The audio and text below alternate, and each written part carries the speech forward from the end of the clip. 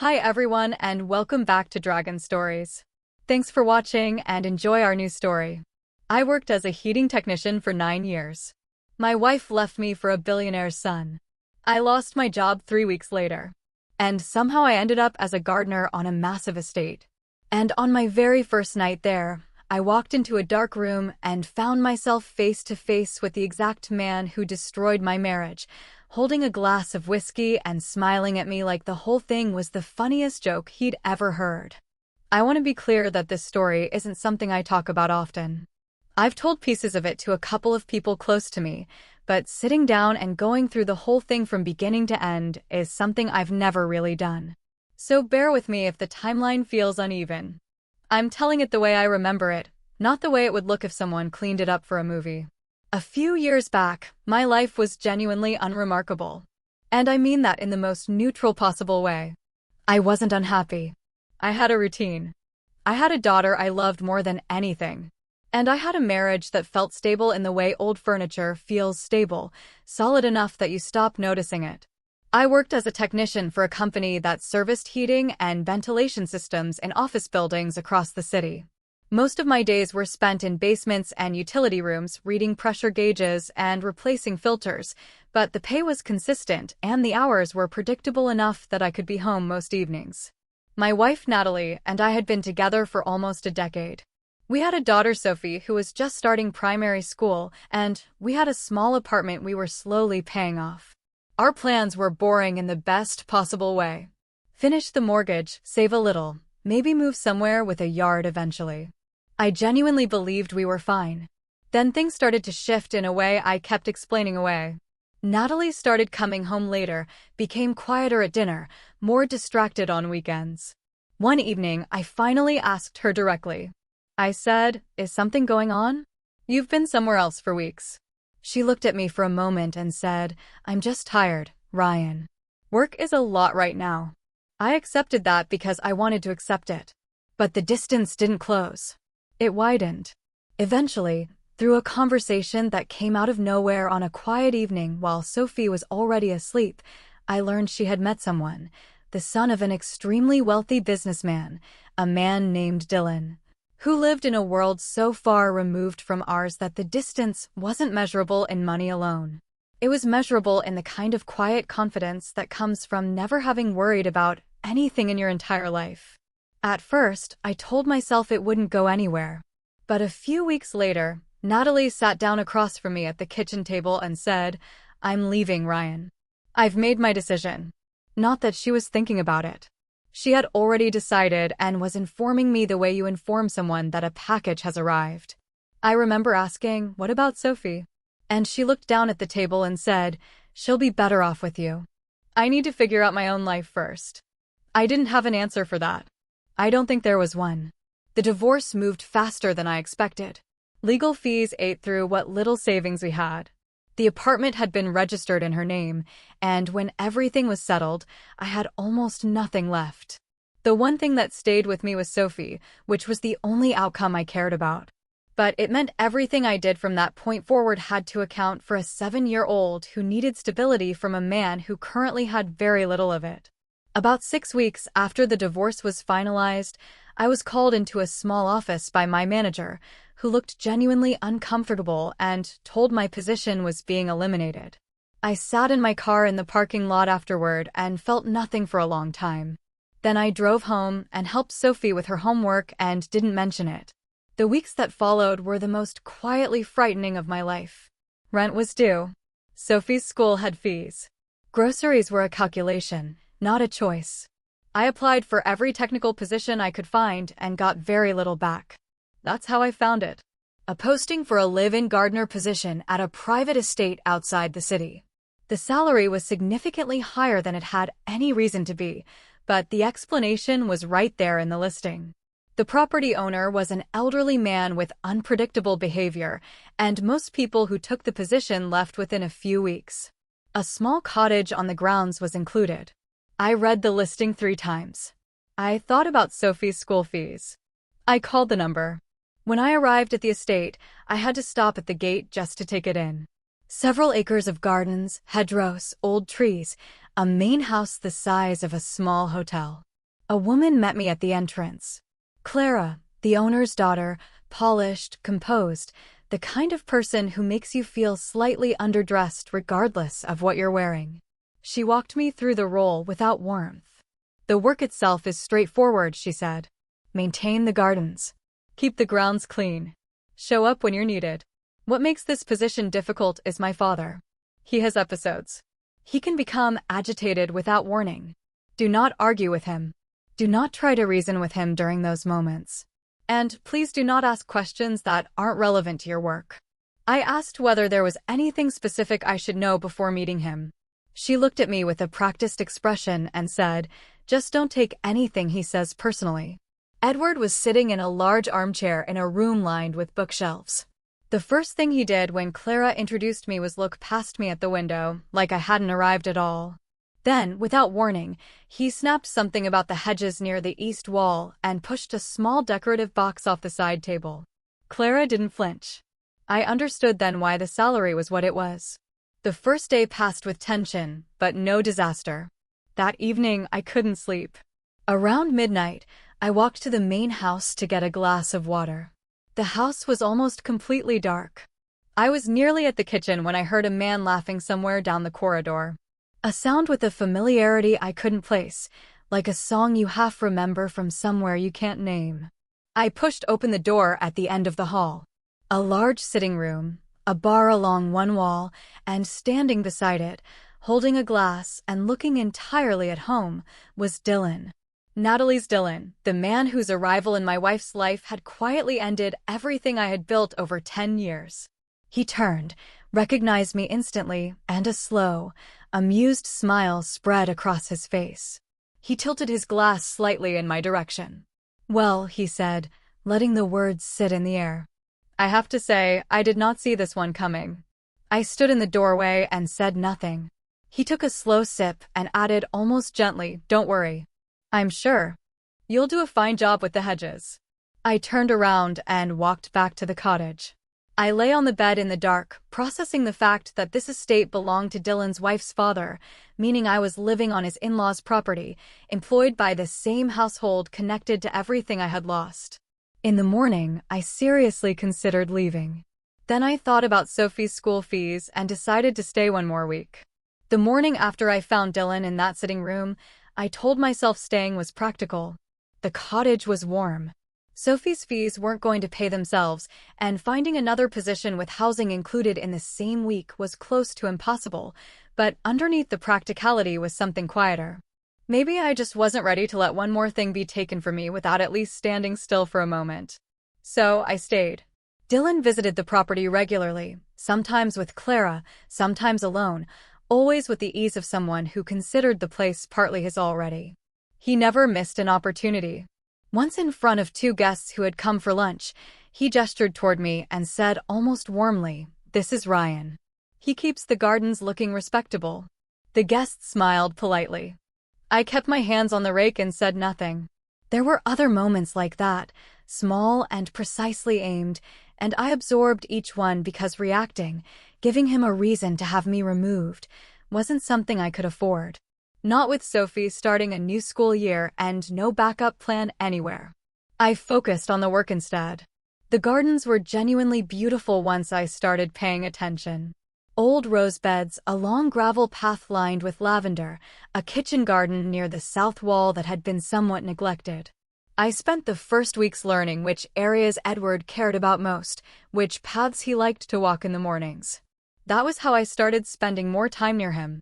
He appeared in the garden most mornings around the same hour, moving slowly along the gravel path with a cane. I kept a respectful distance, but I noticed things. When Clara wasn't on the property, Edward was different. Still had moments of agitation, still sometimes muttered to himself, but there was a calmness underneath that surfaced in the quieter hours. One morning, he stopped near where I was working and said, out of nowhere, "The lavender needs cutting back further than you think. Don't be timid about it." I looked up and said, "I'll take care of it today." He nodded once and walked on. Something about his voice in that moment, steady, precise, nothing like the man who threw objects across rooms, stayed with me. After doctor visits, Edward was consistently worse. Not just agitated, but genuinely disoriented in a way that seemed beyond any baseline condition. The medical team came every week or so. A rotation of specialists Clara had arranged. And after each visit, Edward would spend the rest of the day unfocused, frantic, exhausted by his own confusion. The staff treated these episodes as expected. I did too at first. Then one afternoon, everything shifted. The doctors had visited that morning, and by early evening, Edward had become so agitated that 2 staff members had to help Clara manage him. A nurse gave him a sedative injection, and I watched through a partially open door as Edward went from frantic to still in under a minute. Clara stood with her arms crossed, and when it was over, she said quietly to the nurse, "Make sure he takes the full dose tomorrow morning." Something in her tone made me stop. A small wrongness, like a note played slightly off-key in a piece of music you know well. The real crack appeared several nights later. Coming in late from the greenhouse, cutting through the back corridor, I heard voices from the study. The door wasn't fully closed. I slowed down because Clara's voice had a register I hadn't heard before, certain in a way that made my stomach tighten. Dylan was with her. I heard her say, "The assessment next month needs to go the right way. The dosage has to stay where it is." Then more clearly, if they declare him competent, we lose everything we've been working toward. He needs to appear exactly as he has been. I stood still in the corridor. I heard Dylan say, and the lawyers and Clara said, Michael has already been told to slow everything down on the estate documents. By the time anyone looks closely, it'll be done. I walked back to the cottage in the dark and sat at the kitchen table without turning the light on. Edward wasn't simply declining. He was being helped along. The medication wasn't treating his condition. It was manufacturing one severe enough that doctors would conclude he was no longer capable of managing his own affairs. And once that was official, everything he had built over a lifetime would pass to Clara with Dylan standing comfortably beside her. I thought about leaving again that night, but I kept thinking about Edward on the gravel path, stopping at the lavender, speaking in that clear, precise voice. Somewhere inside the chaos they were engineering was a man who knew on some level exactly what was being done to him. The next morning, I arrived at the garden earlier than usual. When Edward came out, I waited until we were far enough from the house that no one could see us from the windows. Then I said carefully, "Mr. Edward, how are you feeling today?" He stopped and looked at me with an expression I hadn't seen before. Not confusion, something much closer to awareness. He said quietly, "Some days are clearer than others." I looked at him and said, "Today seems like a clear day." He held my gaze for a long time. Then, just above a whisper, "They think I don't notice, but I notice everything." I nodded slowly and went back to work. But as I walked away, I understood we had just said something to each other that had nothing to do with the garden, and that whatever happened next depended on what both of us decided to do about it. The days after that morning moved differently. Edward and I didn't speak openly about what we both understood. We didn't need to. There was a rhythm instead. A look held a moment longer than necessary. A slight nod when we passed near the house. Small signals that said we were still paying attention. I kept my head down and started quietly to investigate. The medication came in small white tablets left each morning in a marked container on the kitchen counter, prepared by the nurse who visited several times a week. I wrote the names down on a scrap of paper and kept it in my jacket pocket. Then I called Peter, a doctor I had known for years through a mutual friend, not a specialist, just someone I trusted. I read him the names over the phone and described the pattern, the timing, the dosage changes after medical visits, the dramatic difference in Edward's behavior depending on whether he had taken the medication that morning. There was a pause on the line. Then Peter said, "Ryan, one of those is a sedative that should not be taken daily at that strength. Long-term at that dose, it would absolutely cause the kind of confusion and instability you're describing." I asked what an alternative would look like. He gave me 2 names and said, "But Ryan, what exactly are you planning to do with this?" I told him I wasn't sure yet. That was only partially true. Through Peter, I obtained the alternative medication. He made me promise twice that I understood what I was doing. And I began making the substitution each morning during a 15-minute window between when the nurse set out the container and when anyone came to verify it. The first few days, I was so tense, I could barely concentrate on anything else. But nothing happened. The nurse noted nothing unusual. Clara's routine didn't change, and Edward slowly, and then less slowly, began to come back. His morning walks got longer. He started asking questions about the rose beds, the east wall, things he had apparently cared about deeply before all of this began. One afternoon, he sat on the stone bench near the kitchen garden and said, almost conversationally, "I used to manage 30 people in one building and never raised my voice once. Funny what time does to a person." I sat nearby and said, "I think some things can be reversed." He looked at me steadily and said, "I'm counting on it." But Edward had to keep performing. If his condition suddenly improved, Clara would know something had changed. So, he continued playing the role, and he was extraordinary at it. Every time Clara entered a room, the confusion returned. Objects got knocked over. Voices were raised. Dylan witnessed several of these episodes, and I watched his expression each time. Satisfied, almost bored. The look of someone watching a process running on schedule. Behind closed doors, it was entirely different.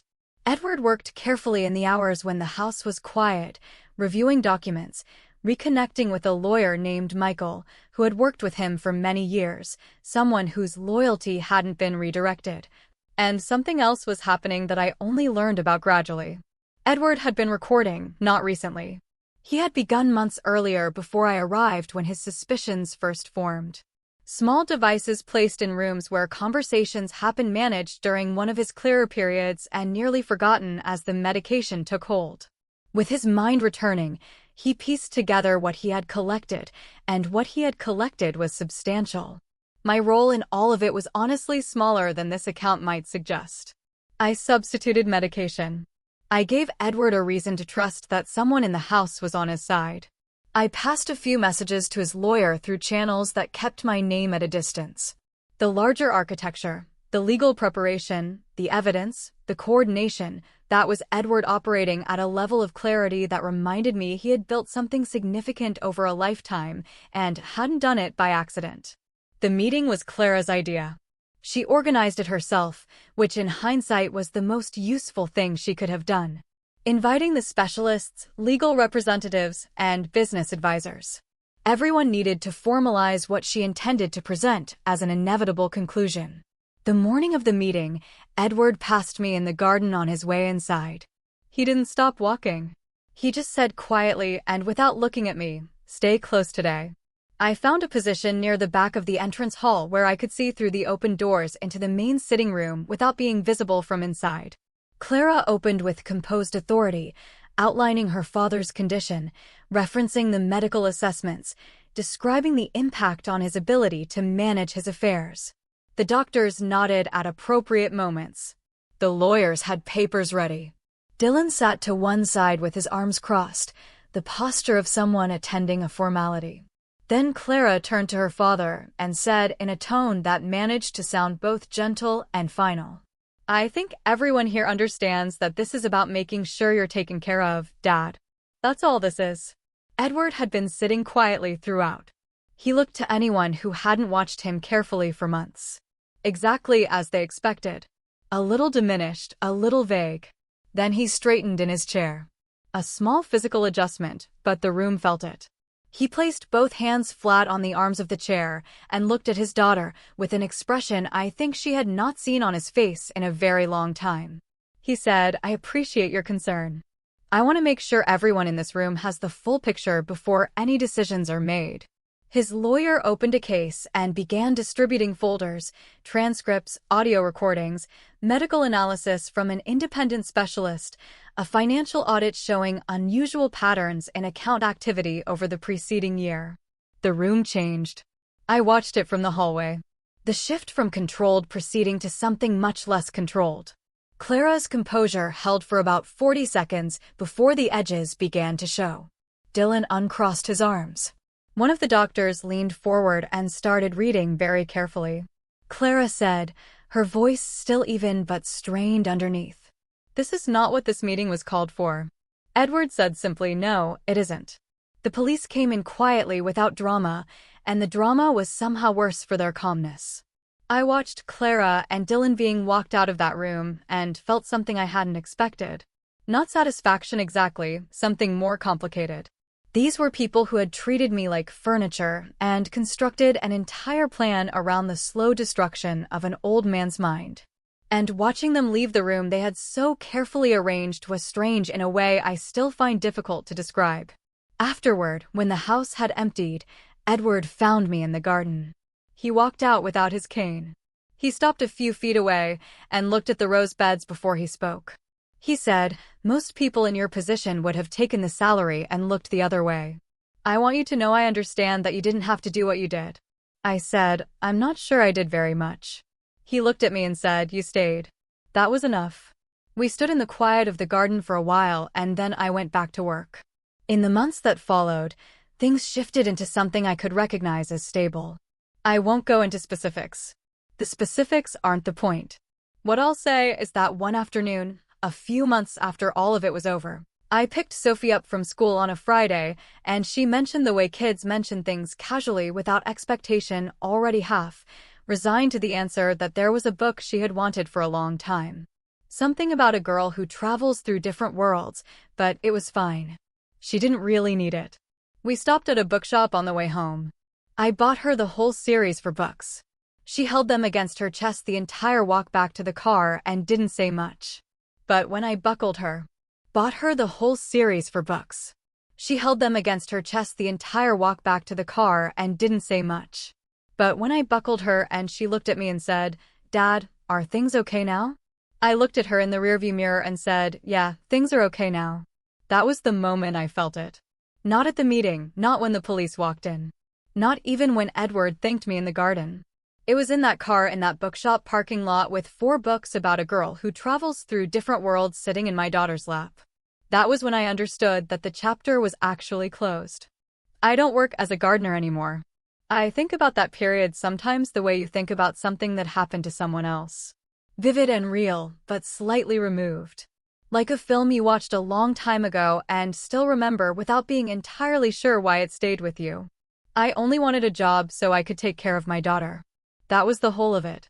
And yet somehow I ended up at the center of something that had nothing to do with me and everything to do with what one family was willing to do to each other for the sake of what they stood to inherit. I don't have a lesson to offer. I'm not sure there is one. But I do wonder sometimes what I would have done if Sophie hadn't been waiting. If the number in my account had been slightly higher that week, whether I would have heard that conversation in the corridor and just kept walking. I genuinely don't know. So, I'll ask you instead, if you had been in that house, heard what I heard, seen what I was seeing, would you have stayed? Or would you have taken the salary, kept your head down, and told yourself it wasn't your problem?